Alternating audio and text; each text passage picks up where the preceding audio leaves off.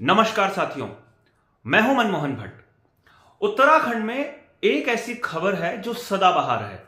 सदाबहार का मतलब हर कुछ हफ्तों में या महीनों में यह खबर अखबारों में प्रकट हो जाती है, टेलीविजन मीडिया में प्रकट हो जाती है, सोशल मीडिया में चलने लगती है।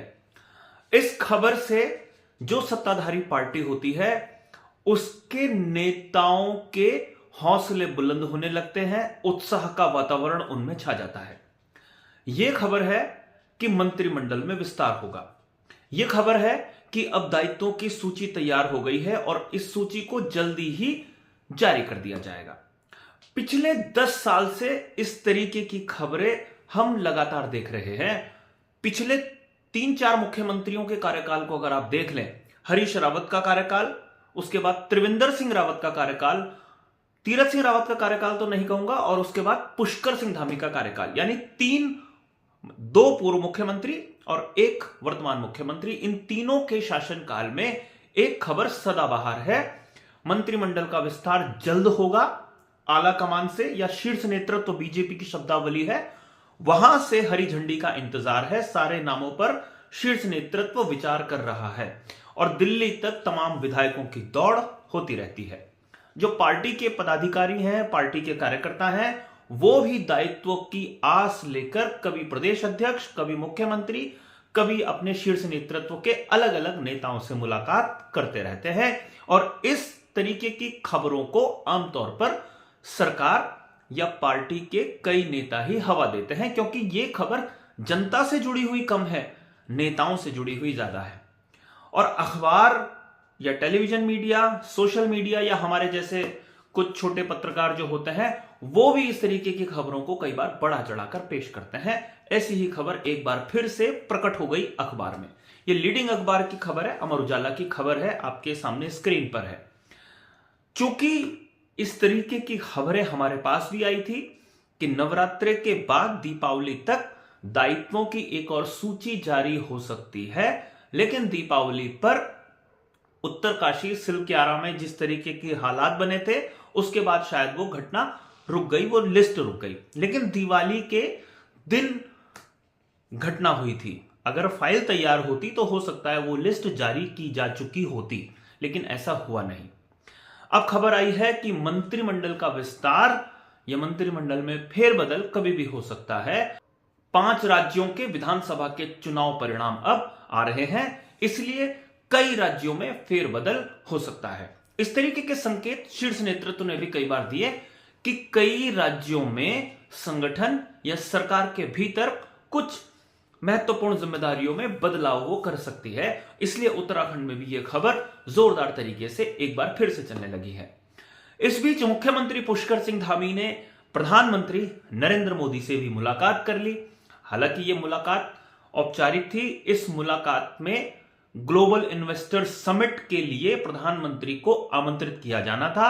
मुख्यमंत्री प्रधानमंत्री से पहले ही समय ले चुके थे, मतलब दिन तय हो चुका था कि प्रधानमंत्री किस दिन इस सम्मेलन का, इन्वेस्टर समिट का उद्घाटन करेंगे। उसके लिए औपचारिक आमंत्रण पत्र देने के लिए मुख्यमंत्री दिल्ली पहुंचे थे। अब इस तरीके की खबरें भी आएंगी कि मुख्यमंत्री की प्रधानमंत्री से जो मुलाकात हुई है उसमें मंत्रिमंडल में फेरबदल, मंत्रिमंडल में विस्तार और दायित्वों के बारे में, उत्तराखंड की राजनीति के बारे में भी बातचीत हुई। प्रधानमंत्री तक आमतौर पर मंत्रिमंडल के विस्तार या दायित्वों की बात नहीं होती। पार्टी के जो राष्ट्रीय अध्यक्ष होते हैं और महत्वपूर्ण जिम्मेदारी निभाने वाले अमित शाह ये सारे काम को देख लेते हैं। प्रधानमंत्री से अगर मुख्यमंत्री की मुलाकात होती है तो बहुत गहरे, बहुत गंभीर मसलों पर चर्चा होती है। और मुख्यमंत्री पुष्कर सिंह धामी ने भी प्रधानमंत्री से उत्तराखंड के लिए कई 100 करोड़ की योजनाएं मांग ली। कितनी जल्दी वो पूरी होंगी ये देखना थोड़ा सा महत्वपूर्ण होगा, क्योंकि ये अब चुनाव का समय है, बहुत नजदीक लोकसभा का चुनाव होना है। तो क्या जो बजट सेशन केंद्र में होगा उससे पहले उत्तराखंड को कुछ मांग जो है उत्तराखंड की वो पूरी हो जाएंगी, या वो अगले चुनाव तक उनको होल्ड कर दिया जाएगा और जैसे ही चुनाव के नतीजे आएंगे बड़ा दमदार तरीके से उनका अनाउंसमेंट किया जाएगा, जैसे कि बीजेपी की सरकार करती है आमतौर पर। लेकिन हमने जो बात शुरू करी थी कि कुछ खबरें ऐसी हैं जो हमेशा अखबारों में, टेलीविजन चैनल्स में, सोशल मीडिया में तैरती रहती हैं। इन खबरों पर आप ज्यादा ध्यान मत दीजिएगा, क्योंकि इन खबरों का आम आदमी से कोई लेना देना होता नहीं है। कोई भी दायित्वधारी अगर बनता है तो उस दायित्वधारी का उत्तराखंड के संदर्भ में क्या महत्व होता है, आम जनता के लिए वो क्या करता है, एक ये सोचिएगा। और जो मंत्री आपके हैं उन्होंने आपके लिए अभी तक क्या क्या किया है, और जो संभावित मंत्री हो सकते हैं उनकी पृष्ठभूमि कैसी है, उन्होंने अब तक अपने विधानसभा क्षेत्र में क्या क्या उपलब्धि हासिल की है। अगर आप इनका आकलन करेंगे तो आप पाएंगे कि कोई बहुत महत्वपूर्ण खबर मंत्रिमंडल के विस्तार, मंत्रिमंडल के फेरबदल या दायित्वों की लिस्ट का आपसे कोई लेना देना नहीं है। लेकिन यह खबर नेताओं के मतलब की है, इसलिए इस तरीके की खबरों को हवा दी जाती रहती है। देखना यह है कि इस बार जो खबरें छपी हैं, इस बार जो खबरें आई हैं, वो कितनी सच साबित होती हैं, और अगर सच साबित होती हैं तो कब तक सच साबित होती हैं।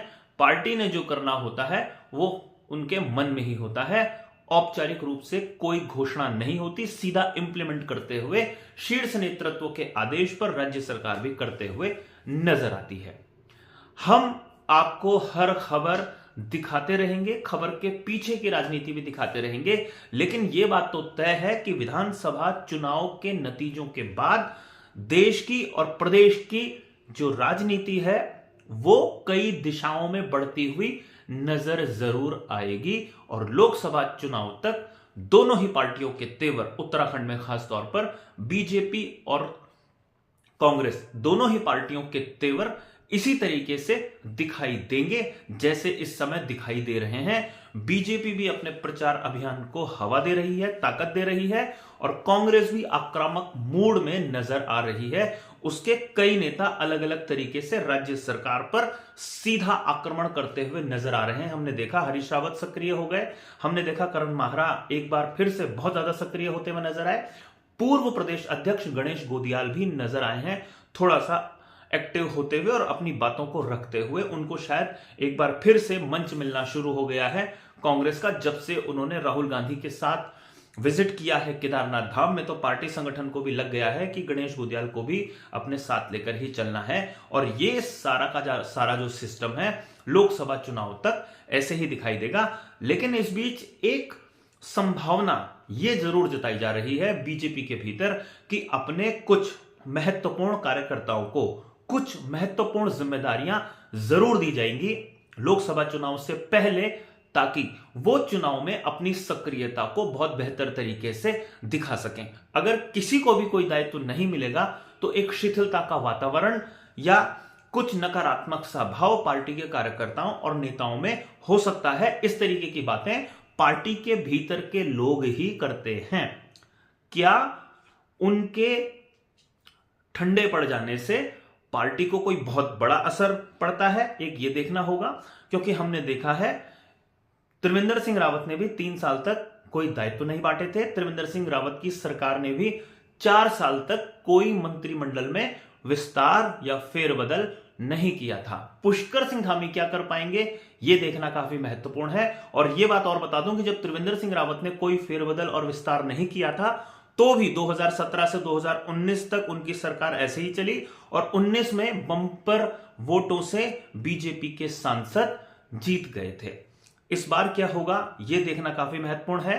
केंद्र उत्तराखंड के किन किन लोगों को महत्वपूर्ण जिम्मेदारियां देगा या नहीं देगा, यह भी बहुत महत्वपूर्ण है। अभी के लिए साथियों इतना ही। अगली रिपोर्ट में आपसे फिर मुलाकात होगी, तब तक इजाजत दीजिए। नमस्कार।